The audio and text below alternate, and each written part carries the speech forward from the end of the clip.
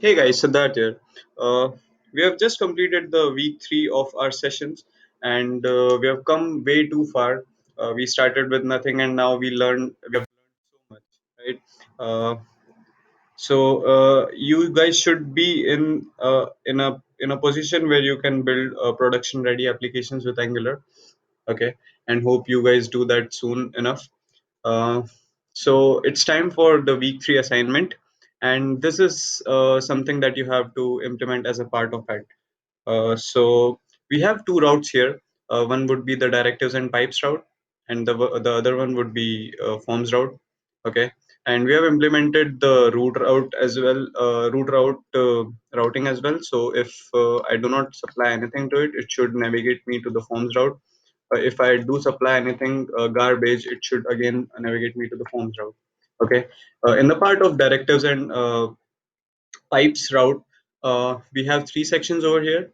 So one has pipes implemented over it, the other one has attribute directives implemented, and the third one has structural directives implemented.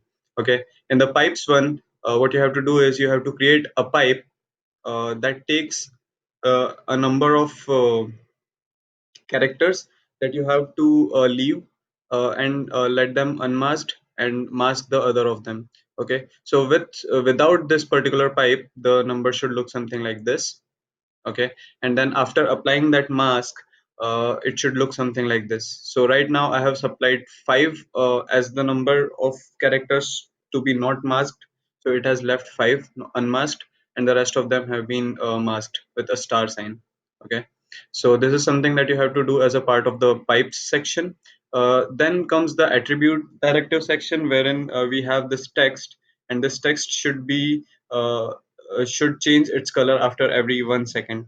Okay, so the color transition should go from yellow to red to green to blue to black and then again to yellow.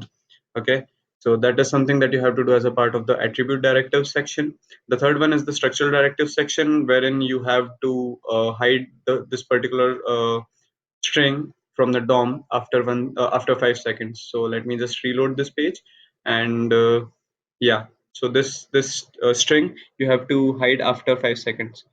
Okay, all right. Then comes the form section, wherein I have this model right here in front of me that I've taken from JSON placeholder. Okay, and what you have to do is you guys have to use this model and create a model driven form or a reactive form. Okay, uh, so you have to show all these details on this page. These fields right here are read only as of now. Okay, so I've applied the uh, form hyphen control class on the paragraphs. Okay, to make them look like this. Okay, but now I have this edit button over here. Let me just move this aside. Okay, so now I have edit button over here, and if I click on edit button, it should give me three more buttons: one to update this these fields, one to cancel the operation, and one to clear these fields. So if I click on clear, it should clear all these fields for me. Okay, but then since this would make the form invalid, it should disable the update field for me. So update button should be disabled whenever the form is invalid. Okay, but I then can cancel it as well, and then I'll get all these values back.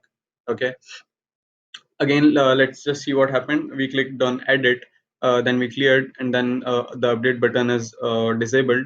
So if we cancel, uh, we'll get back to the read only view of this form. Okay, I can click on edit again, and then I can change a few fields here and there. So now if I click on update, it should update the form with the specified fields with the specified values. Okay, and then you have to implement validations as well. So for all these fields, you have to implement uh, the required validator. Okay, just for the Mm, just for the website field, you don't have to supply a required validator. But apart from that, for the rest of these fields, you have to supply the required validator.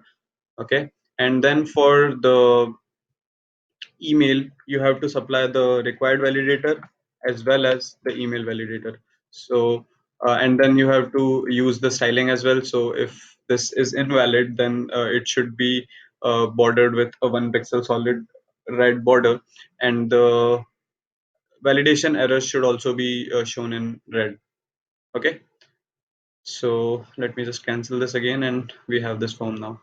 Okay, so I hope you guys enjoy working with this assignment, and hope you guys share this assignment by the deadline, that is Friday 11:59 p.m. Indian Standard Time.